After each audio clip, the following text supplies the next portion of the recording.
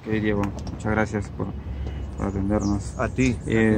Cuéntame, este libro es el primero que no es un poemario, ¿verdad? Así es. Días laborables. Bueno, en realidad no es el primero que es un poemario, porque en el año 2006, a fines de 2006, publiqué con dos amigos más, con un diseñador gráfico que se llama Goster y con un músico que se llama Santiago Pillado. Publicamos los tres un libro que se llama La Grabadora, que es un libro que cuenta una historia a través de tres formatos: texto, gráfica, ilustraciones y diseño gráfico, y música. En un libro en un formato de disco de vinilo grande y con ilustraciones, textos, y al final venía el CD, ¿no? Claro, pero digamos que era algo como coautoría. Claro, es una cosa de coautoría, digamos, Claro. no es un proyecto mío solo, ¿no? Claro, en este caso este sí es mi primera propio, ¿no? novela, digamos, Ajá. técnicamente, ¿no? Claro. Bueno, previamente habías publicado 3 poemarios. Tres poemarios he ¿verdad? publicado. Así es. Claro. Bueno, ¿y qué te llevó a explorar esta área de la literatura, ¿no? Este género, la narrativa? A ver, yo estudié en la universidad, como te contaba antes de que empieces a grabar, Ujú, estudié cine y medios audiovisuales. ujú. De modo que siempre, digamos, por mi propia formación y por mis propios intereses que me llevaron a estudiar eso, yo tenía una curiosidad y un interés por la imagen y por la narración, ¿no? De hecho, cuando yo estudiaba cine, yo mismo escribía mis guiones y yo mismo dirigía mis cortos y tal, ¿no? En paralelo a eso me fui interesando por la poesía, y mi poesía siempre fue muy visual, muy cinematográfica y ciertamente también cada vez más narrativa. Después, en el 2009 publiqué mi último libro de poemas, que es Nocturama, y desde ese momento me acuerdo que ya tenía, a partir de lo que pasó con esta experiencia de La Grabadora, que este libro que hicimos entre varias personas, Ujú. y que tenía un impulso, un aliento narrativo, digamos, me quedé con el bichito de seguir escribiendo narrativa. Y desde que publiqué mi último libro de poemas, que tiene también, digamos, un costado narrativo y tiene personajes, incluso hay una sección del poemario que son como monólogos de personajes en una situación muy concreta, ¿no? Entonces tenía ese bichito y creo que tenía cierta facilidad para hacerlo. Y por otro lado, además, para ser totalmente sincero, los últimos años me casé, empecé a convivir con mi mujer, tuve hijos, y los espacios físicos y mentales para poder escribir poesía se me fueron acotando y reduciendo, y solamente podía trabajar con un horario, ¿no? Cosa que antes, cuando era periodista, no, porque mis horarios eran más flexibles y vivía solo y tenía digamos, mucho más tiempo para mí, ¿no? Ahora mi tiempo es para mis hijos, básicamente. Y entonces empecé a trabajar con horarios y me di cuenta de que sí podía escribir narrativa con horarios, pero no podía escribir poesía con horarios. ¿Y cómo es que escribías la poesía? La poesía, lo que pasa es que no sé cómo es la experiencia de otros poetas, pero la mía siempre ha sido como algo muy... La poesía es como un género muy demandante, en el sentido de que tu cabeza tiene que estar como en situación de poesía todo el tiempo, ¿no? Como con la sensibilidad afinada o tajada o llevada hacia una cosa muy particular y que es muy demandante, ¿no? Y cuando uno tiene familia, cuando uno tiene muchas responsabilidades, cuando tienes poco tiempo, ese poco tiempo físico se traduce, a mi modo de ver, en poco tiempo mental. Y ese poco tiempo mental te impide que la poesía surja, aparezca, ¿no? Claro. Y esa sensibilidad para, digamos, atar frases, meterte a escribir alguna frase poética, se ha visto opacado por estas actividades que haces ahora a partir de que eres padre. No diría eso, no diría que se ha visto opacado, sino que he tenido que, digamos... Postergada, tal vez. No, yo diría más bien que he tenido que como acomodar mi vocación poética a formatos Ya. como de la novela, que me parece que me funcionan mejor para ese tipo de vida que llevo ahora, ¿no? Yo creo que, digamos, mi vocación poética está metida en este libro. pero con el disfraz, digamos, o con la apariencia de la novela, ¿no? Gracias. Gracias. Gracias. Ahora, en esta novela, Días Laborables, vemos a un joven perturbado, con problemas en la cabeza. A veces podría pensarse que se le ve irresponsable, que tiene fantasías, se mete en problemas. ¿Qué es lo que has querido tú plasmar en esta novela? Bueno, yo creo que la novela pretende ser varias cosas. Primero, pretende ser una sátira del mundo corporativo y de digamos, de la sociedad de hiperconsumo en la que vivimos, ¿no? Yeah. Pero también pretende ser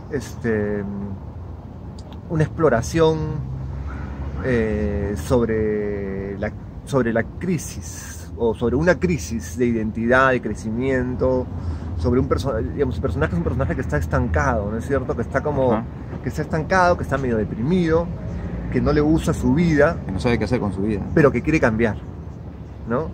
Y yo creo que, me acuerdo que conversando con mi mujer, le preguntaba yo, ¿tú qué qué crees que trata el libro? Y ella me decía, de alguien que quiere cambiar, ¿no? Y me parece una respuesta, una idea interesante, ¿no?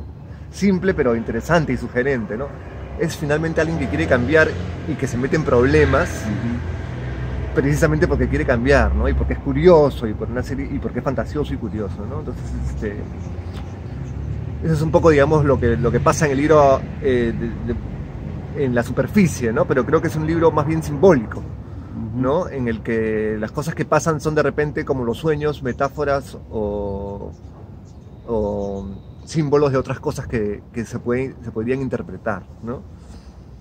Apelas también un poco a la fantasía, ¿no? Cuando él sueña o ve a este señor con una túnica. Sí. ¿Por qué apelas a ese recurso, ¿no? Porque yo creo que la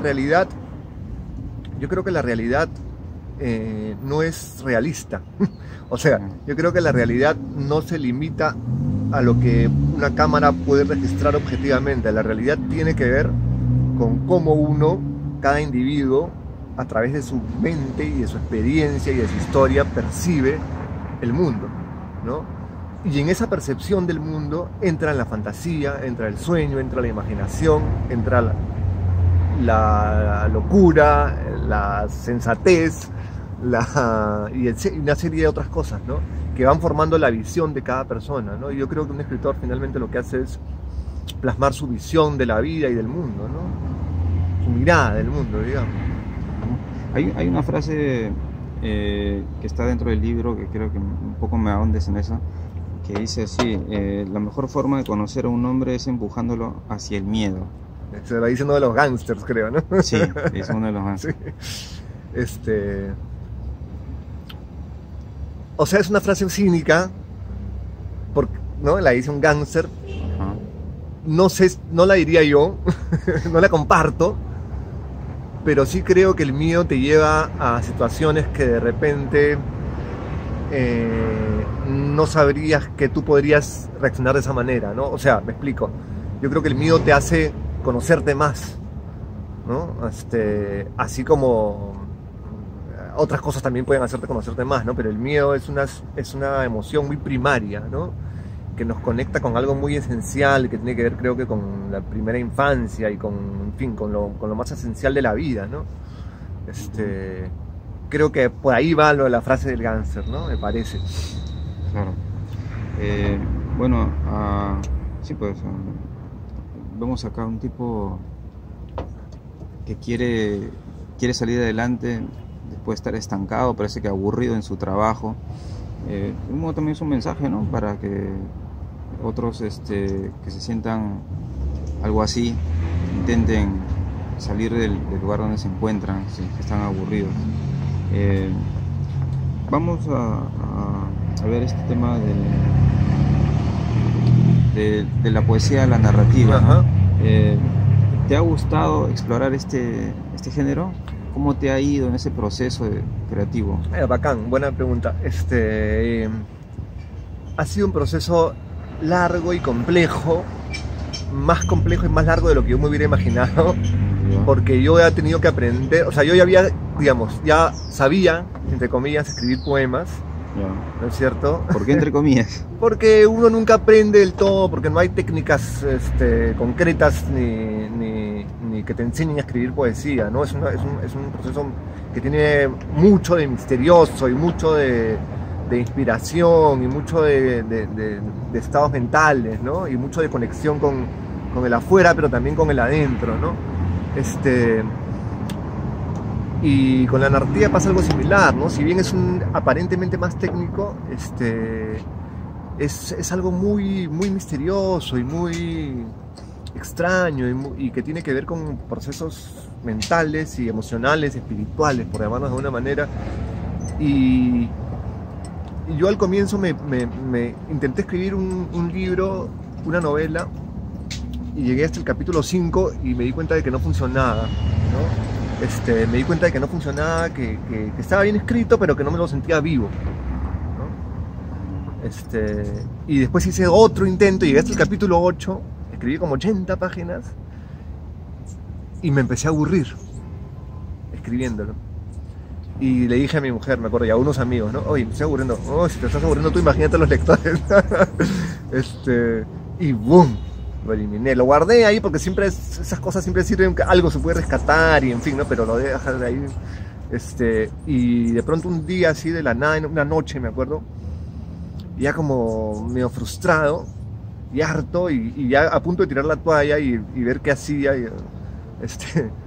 Me senté y escribí una escena sin pensarla, sin planificarlo ni nada, y que me salió de no sé dónde, que es una escena, la escena de cuando el protagonista conoce a Florencio Rama, el chico que quería ser jardinero, y le anuncia que está despedido, ¿no? Ajá. Esa escena. Y salió esa escena casi limpia, y a partir de ahí dije, wow, esto está más vivo, esto es otra cosa, ¿no? Y a partir de ahí fui como desmadejando y jalando el hilo y viendo qué cosas salía y construyendo una historia, ¿no? Y la historia salió. Después la he ido corrigiendo y tal, pero la historia salió, ¿no? Salió misteriosamente, en un sentido, ¿no? Ajá. Bueno, eso ha hecho que sea un proceso largo, ¿no? Porque no encontrabas No encontraba el tono, digamos, ¿no? El tono porque claro, tenía historias, pero creo que lo que fallaba era el tono, no encontraba el tono adecuado para contar esas historias, ¿no? En cambio, cuando empecé a escribir esto, el tono y la historia salieron juntos, ¿no? O sea, era como ese estilo que tiene el libro, que es un estilo aparentemente relajado, pero medio con oscuridad y con humor y medio satírico, irónico, ¿no? Todos esos componentes, digamos, salieron así, ¿no? No los busqué, ¿no? Y una vez que sentí que ese tono ya sabía por dónde iba, se volvió como un carril sobre el que pude, digamos, subirme y construir el resto de la historia, ¿no?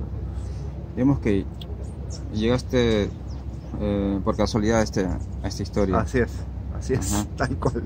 Y bueno, cuando encontraste, cuando hallaste la historia, lo que querías contar, ¿querías hacerlo de esta forma? Digamos que haya criminales, personajes raros, bueno, eso, ¿no? ¿Querías eso? Que no sé cómo eran tus historias anteriores, si eran de tonos románticos, un policial. Es interesante lo que preguntas, porque, digamos, las dos historias anteriores que quise escribir eran historias más realistas, o sea, más como acotadas a una situación, a un contexto social. Y con personajes más juveniles, pero no me salían. No me salían. Entonces dije, por aquí no es, pues entonces salió esto, ¿no?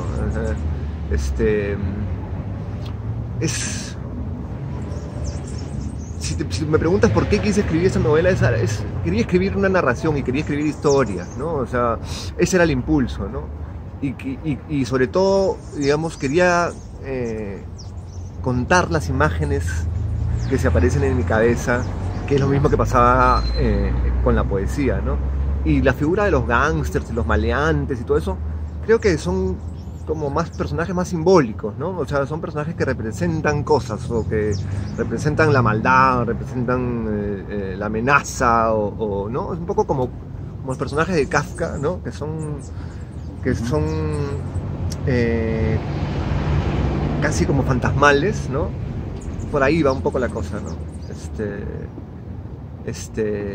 Y me gustaba además que los personajes fueran singulares, ¿no? O sea, que los malos no fueran, que hubiera malos que pareciera que no fueran tan malos, o buenos que pareciera que no son buenos, o personajes ambiguos y ese tipo de cosas, ¿no? Sí. Hay una fijación ahí por los árboles, ¿no? Sí, ¿por qué? Me gustan los árboles, me gusta la naturaleza en general y creo es una que... visión personal tuya. O sea, no es algo tan concreto ni es que estudie nada, ni nada, pero sí me interesa la naturaleza con los años cada vez más. Creo que ahí hay, en la naturaleza, en los árboles, por ejemplo, digamos, tener una conexión o un acercamiento a la naturaleza me parece que es una forma de tener de educarse espiritualmente, educar la sensibilidad, las emociones, la espiritualidad, ¿no? Por ahí va la cosa, creo, ¿no? Parece que la naturaleza es muy importante y no le damos en este mundo tan de concreto y tan concreto, no le damos el espacio que merece, la importancia que merece, ¿no? Sí. Sí. Ahora, el libro, la historia, no tiene un lugar, ¿no? No lo ubicas en Lima, por ejemplo. O sea, es una ciudad, pero no se dice qué ciudad es, ¿no? Claro. Es una ciudad sudamericana, sí se dice que es sudamericana. Sí, claro, dice que es sudamericana, sí. Y el barrio médico. Sí. El barrio médico, que el único que conozco está en Surquía. Sí. Pero bueno, uno puede pensar que, bueno, siendo limeño, conoce que está en Lima, ¿verdad? Pero tal vez eso no ha sido tu propósito. ¿Por qué no sitúas la historia en un lugar? Porque me parecía que al tono que había logrado plasmar y construir y al tipo de personaje que había puesto en escena, les iba mejor un lugar un poco abstracto o una ciudad que ambigua, que es si no es Lima, ¿no? Pero sí hay, como tú lo acabas de decir, hay mucha cosa como de tercermundismo, hay ciertas precariedades, ¿no? El tipo trabaja en una empresa muy rica, pero le pagan muy mal, ¿no? En fin, una serie de cosas que te hablan de una sociedad tercermundista, una sociedad más o menos pobre, ¿no? No se explicita qué es Lima porque, como te digo, no sentía que el libro, o sea, sentía que si yo ponía Lima, me lo rebotaba el libro. No sé exactamente por qué, pero... ¿Cómo que lo rebotaba? O sea, como que no quedaba bien poner la palabra Lima en esta historia. Como que no encajaba, como que no era una pieza que no estaba engarzada con el resto de la historia. Y yo creo que tiene que ver eso con que el hecho de que el libro tiene esta especie de corrimiento de la realidad hacia esta cosa medio fantasmal o onírica del mundo del sueño, ¿no? Los sueños finalmente no ocurren en general, muchas veces no ocurren en un lugar concreto, sino en lugares más simbólicos, ¿no? Ok, entiendo. Bueno, y respecto a eso, el editor no te dijo nada. ¿Te dijo que estaba bien o no abordó ese tema del lugar? No, al editor le encantó el libro y sí, no me hizo los editores, el editor no me hizo ningún, o sea, los cambios fueron, digamos, técnicos, ¿no? No se me pidió ningún cambio, ni se me sugirió ningún cambio grande, digamos, ¿no? De la estructura o del concepto del libro, ¿no? Y bueno, a pesar de que ha sido un proceso largo para sacar esta novela, que es corta, ¿no? ¿Te gustó, digamos, lograrlo, hacerlo, ese proceso? Sí, me gustó mucho. Sí, porque ese es un tipo de libro que uno va descubriendo la historia conforme la va escribiendo, ¿no? Y eso es bonito, ¿no? O sea, no es un libro en el que yo sepa qué voy a contar, o voy a contar mi historia personal o lo que me pasó a mí, ¿no? Este es un libro en el que yo le pongo mis ojos a un personaje que tiene algo de mí pero que no soy yo, y lo meto en una circunstancia especial y veo qué le pasa, ¿no? Entonces yo soy testigo y protagonista a la vez, y soy director de la película y al mismo tiempo soy el protagonista, ¿no? Esa es un poco la sensación que yo tuve a la hora de escribirle. Fue difícil, por momentos agobiante, pero al mismo tiempo muy placentera, ¿no? y enriquecedora. Ahora, esto es una pregunta un poco técnica, ¿no? Ajá. ¿Por qué lo narras a partir en primera persona, pero el personaje también no tiene un nombre? Por el mismo motivo que la ciudad no tiene nombre, ¿no? Ya. Porque me gusta esta cosa. Al menos sabemos que es un hombre. Es un hombre, sí. Es un hombre de 32 años, ¿no? Eso Claro, se dice. sí. No sabemos si tiene padre, no sabemos si tiene hermanos, tiene una madre con la que sí. tiene un vínculo ahí medio distante. Me parece que no es necesario siempre contar todo, ¿no? O sea, me parece que a veces dejar un margen al misterio es interesante e importante, porque la vida tiene un margen de misterio que a veces no valoramos o no vemos, ¿no? Porque estamos pensando muy en las cosas concretas, ¿no? Y eso es un poco por el motivo por el cual el personaje no tiene nombre, ¿no? Ok. ¿Vas a seguir explorando la narrativa? ¿Quieres volver a la poesía? ¿Qué te has planteado después de publicar este libro? Ahorita justo estoy terminando de hacer la primera versión con 2 amigos de un guión de una película.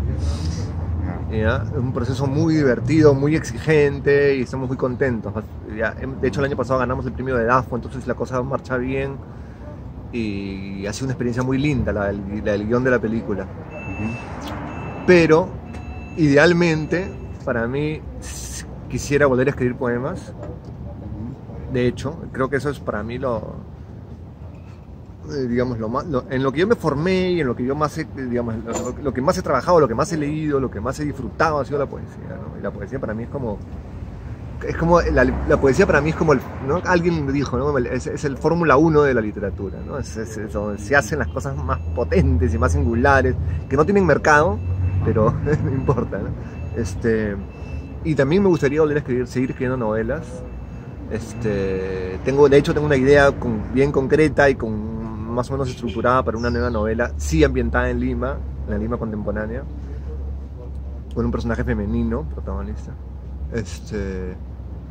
Pero me gustaría, mi vocación creo que tiende a una cosa más como expansiva, no sé si expansiva, pero medio multifacética, en el sentido de que me gusta la narrativa, me gusta, ahora por ejemplo con esto del guión me he divertido mucho y estamos contentos, está quedando simpático.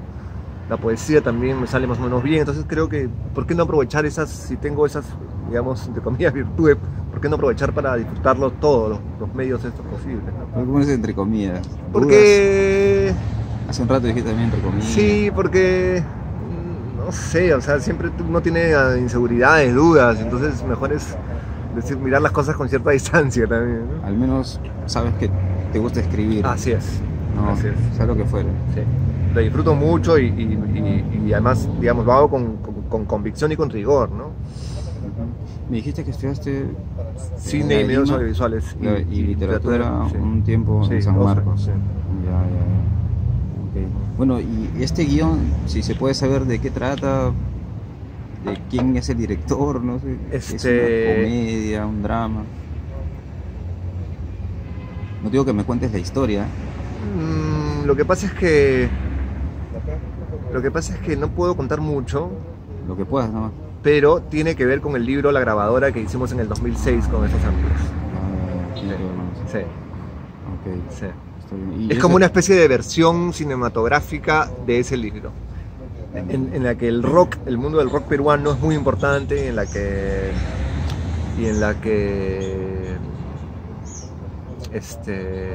en fin, pasan muchas cosas de un universo del tipo de universo que a mí me gusta, ¿no? Que es este universo medio onírico y medio absurdo y con humor y horror y ese tipo de cosas. ¿Tú eres el guionista o...? Yo escribí el libro y ahora, digamos, el guión lo hemos hecho yo, el director y otro guionista.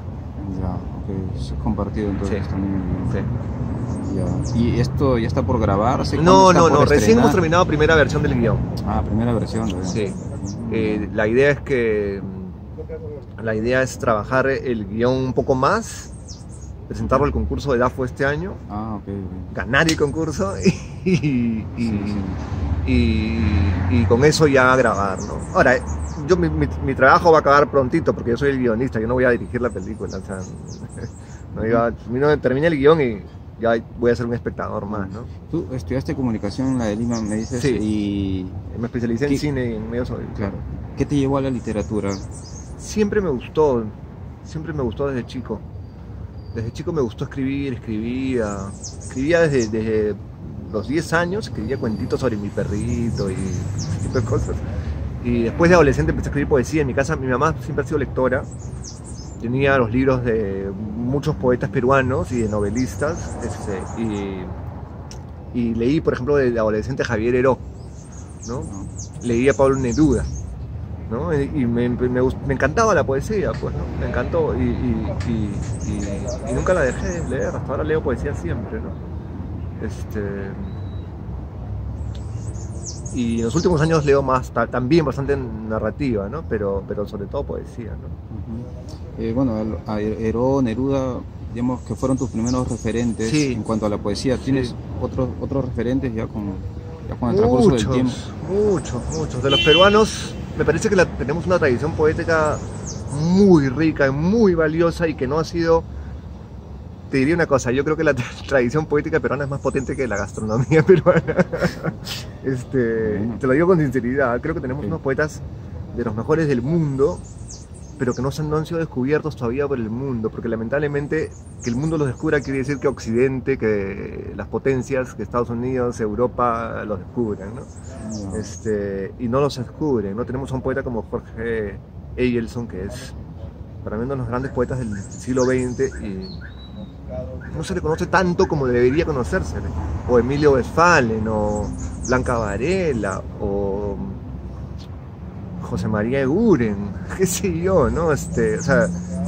Martín Adán, en fin, puedo seguir, Paco Bendezú, Toño Cisneros, Luis Hernández, Mario Montalbetti, Eduardo Chirinos, Carlos López, o sea, tenemos muchos poetas muy buenos, de muy alto nivel,